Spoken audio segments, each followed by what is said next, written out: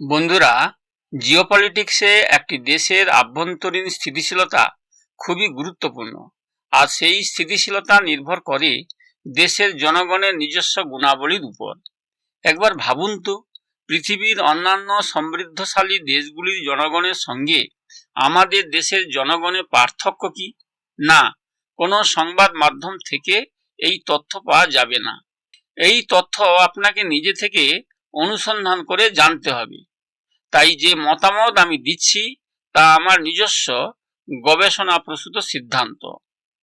একবার ভাবুন, যে মানুষটি দেশকে বিশ্বের কাছে এক নতুন পরিচিতি দিয়েছে, যে লোকটির নেতৃত্বে ভারতের অর্থনৈতিক প্রবৃদ্ধি উল্লেখযোগ্যভাবে বৃদ্ধি পেয়েছে, যে মানুষটির নেতৃত্বে ভারত বিশ্বে এক অপ্রতিরোধ্য শক্তি হয়ে উঠছে, সেই মানুষটির বিরুদ্ধে দেশে বিক্ষোভ হচ্ছে।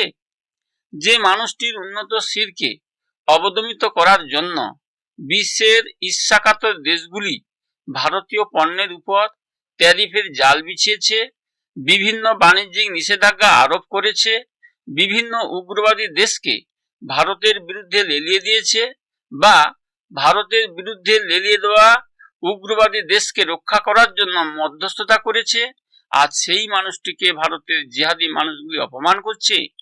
যে মানুষগুলি ভারতের সেই নেতৃত্বকারী মানুষটির বিরুদ্ধে কথা বলছেন তা অবশ্যই গ্রহণযোগ্য হতো যদি ওই মানুষগুলি দেশের জন্য কোনো অবদান রাখত। ওই মানুষগুলি দেশের জন্য একটি কাজই করেছে, তা হলো দেশের অপমান করা। দেশের এই মানুষগুলিকে সকল শুভবুদ্ধি সম্পন্ন মানুষ চিহ্নিত করে রাখুক, যাতে সঠিক সময়ে এদের বিরুদ্ধে ব্যবস্থা নেওয়া যায়। বন্ধুরা, একবার ভেবে দেখুন, এই মানুষরূপী ভাইরাসগুলি দেশের মোট জনসংখ্যার 1% থেকেও কম, তাও দেশের শক্ত ভিতকে নাড়িয়ে দিয়েছে।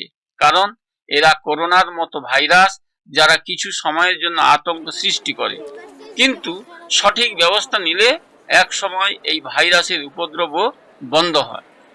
দেশের শুভবুদ্ধি সম্পন্ন মানুষের উচিত কখনোই এদের ফাঁদে পা না দেওয়া, তাহলেই আপনার দেশ সুরক্ষিত থাকবে, আর দেশ সুরক্ষিত থাকলে আপনিও সুরক্ষিত থাকবেন।